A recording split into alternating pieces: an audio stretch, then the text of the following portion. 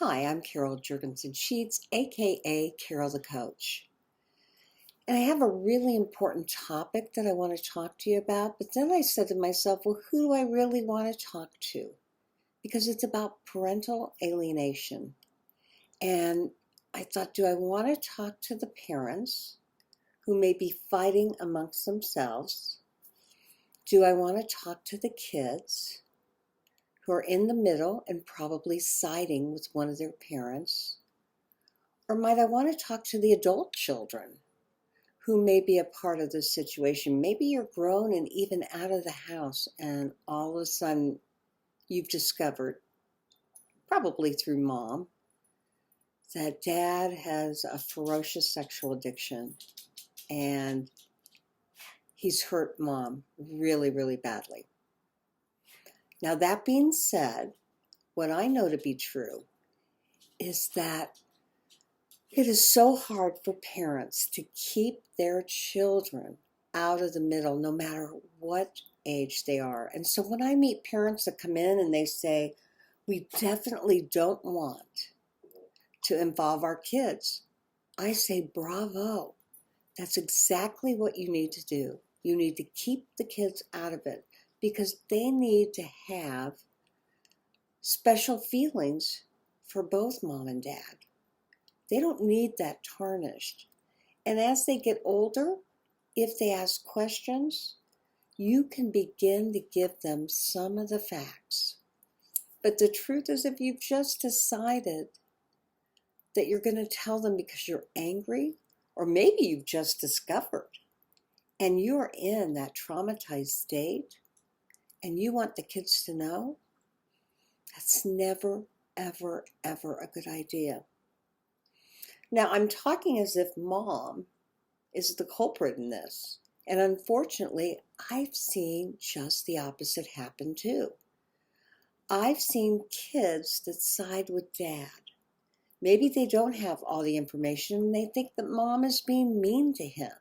Or mom has asked him to leave and they don't understand why. And they're like, Mom, quit being so difficult. Or maybe they're adult kids and they are saying to themselves, you know, dad has a problem. He doesn't deserve you to be so angry, so hostile, so volatile. What we all know is that kids don't necessarily know what it feels like to be a betrayed partner or what it feels like to be a sex addict who's out of control. They don't have all the details of what is going into this relationship. Is he working on things? Is she beginning to calm her brain down? And they have to put the pieces together, and that never, ever, ever fits.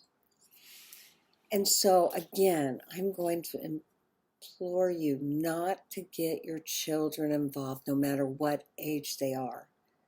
I mean, I'm not telling you to keep a big secret or hide that elephant in the living room. But I am saying that you really need to make a special effort to converse with others when the kids aren't around. Not combat with each other when you know that you're both going to say things that you don't mean. You have to decide what are the boundaries to keep your family safe. There's no doubt that the family is in collateral damage here. Sex addiction does that. It's vicious.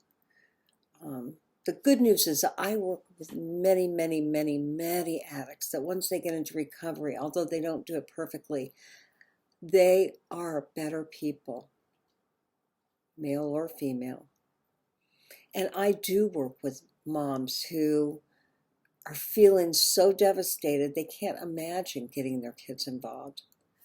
But we know that young kids, adolescents, and adult children are not stupid.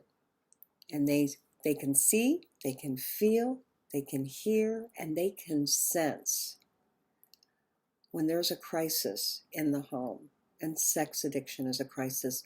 Please don't involve your kids. Keep it very very sparse in terms of the information you give them.